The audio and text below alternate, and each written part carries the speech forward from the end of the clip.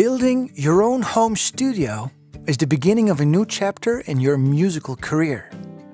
Being able to record your own songs, mixing and mastering them the way you want them to be heard, will allow you a new kind of creative freedom and may attract a much wider audience to your music.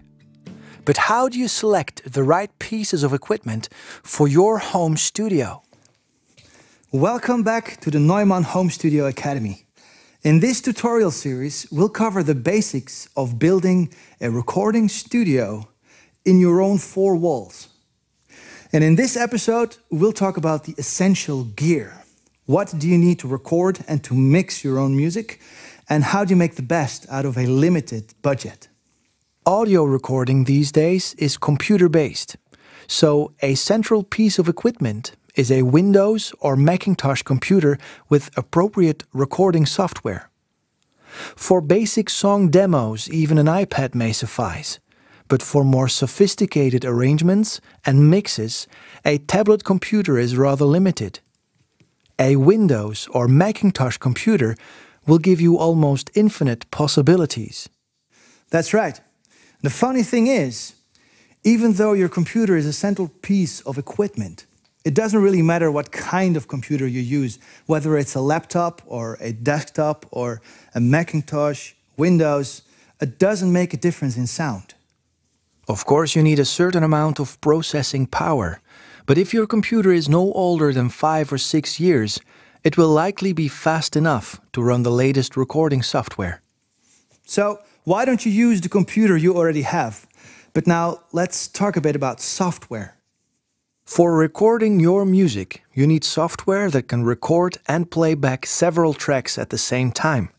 Such multi-track recording software is usually called Digital Audio Workstation, or DAW, usually pronounced as one word, DAW. And the type of DAW software you're using doesn't make a difference in sound, but it does make a big difference in your workflow. So it's a good idea to try out a few DAWs in order to find the DAW that suits your style best. Many manufacturers offer entry-level versions of their DAW software.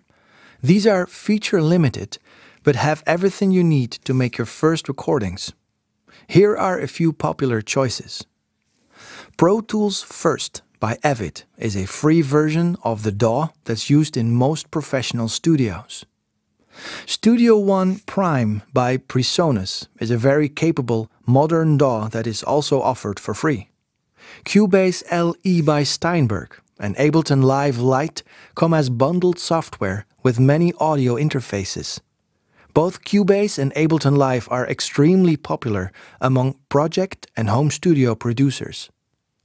Reaper by Cocos is a very flexible modern DAW which is offered as shareware with a 60-day trial period. And Apple Logic is very popular on the Macintosh platform. However, no trial version is available. Right. So now we have a computer and we have software. But how do we get sound into the computer and out of it? That is exactly what an audio interface does. Now, your computer may already have built-in inputs and outputs for audio. Those may be okay for entertainment purposes, but for music production, you'll need something more sophisticated. Audio interfaces usually come as external boxes with a number of audio inputs and outputs. Modern audio interfaces connect to the computer via USB or Thunderbolt. Yeah. Which you choose, USB or Thunderbolt? Well, Thunderbolt is very fast and is very elegant, but it's a rather expensive technology. USB, on the other hand, is not as fast, but it has more than enough bandwidth for a small audio interface. So assuming you're on a limited budget, get yourself a USB audio interface. Okay, so now what about the other features? 2 input channels are usually enough to get started. The input channels must be able to accommodate different types of sources. Microphone signals, line sources such as outboard gear, as well as synthesizers and drum machines. In addition, there should be at least one high impedance input for instruments with magnetic pickups, such as bass and guitar. Yeah, and these can be two separate inputs or one so-called combo input. If you plug in an XLR, you're in the mic input. If you plug in a 1/4-inch TRS jack, you're either in the line or in the instrument input. Some audio interfaces have a separate jack socket for instruments. Others have a line instrument mode switch. So much for the inputs. What about the outputs? For an entry-level audio interface, 2 output channels are sufficient. As these will be used to connect your monitor speakers, your audio interface must have a level control to adjust the playback volume. In addition, your audio interface must have at least one headphone output with a separate level control. Yeah, and you may wonder what these 5-pin connectors are good for. Well, this is an integrated MIDI interface for keyboards and for drums and for controllers. MIDI does not transmit audio. MIDI only transmits note information and controller data. Okay, now we have one last connector to talk about. This is the power socket. Not all audio interfaces require a power supply. Many small audio interfaces work buzz-powered, which is to say, they receive the power they need from the computer. While it's convenient to dispose of an additional power supply, it often comes at the expense of sound quality. As the amount of energy available on a USB 2 port is fairly limited, power saving takes the priority over audio quality. Buzz-powered USB audio interfaces may suffer from noisy preamps and/or underpowered headphones outputs. Yeah, so you want to get an audio interface with its own power supply. Yeah, and there's another reason too. You see, buzz-powered audio interfaces may not supply enough power to your microphone, because in a studio environment, we tend to work with condenser microphones.